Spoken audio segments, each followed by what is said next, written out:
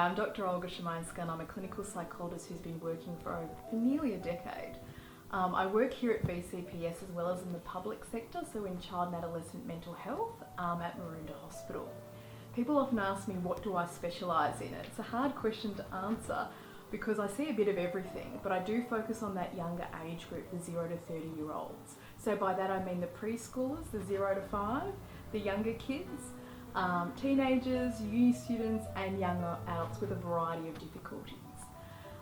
People will often ask me, what sort of presentations do I see, or why do people come to BCPS? And I guess there are a few things I see quite a lot of. The first thing would be anxiety and depression. And what you might see in a 5-year-old is these massive anger outbursts and tantrums and parents and teachers, etc., pulling their hair out. But underlying that is often high levels of anxiety. In contrast, what you might see in an older adult, or a younger adult but an older person, would be sort of someone who might actually struggle to leave the house and grab a coffee. And I guess the difference between anxiety and depression is, although they co-occur, they focus on quite different things. So anxiety is very much worry about the future and where to from here, and oh my goodness, this could all be bad.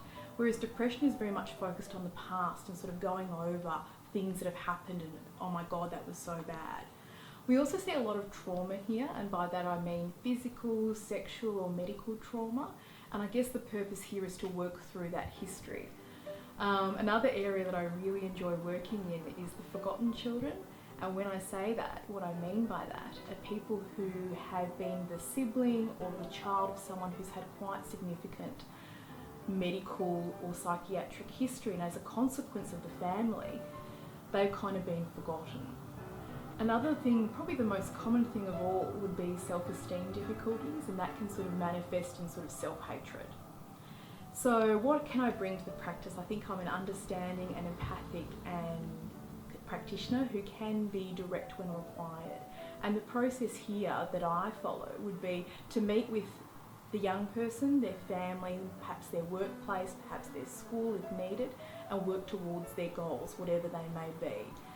So I guess psychologists can function a bit like a GPS system. You've got the young person in their car driving towards where they want to go, but they might be kind of taking a little bit longer than they may like, or they might be just a bit lost at times. And what a psychologist can do is just help them to find the right way there.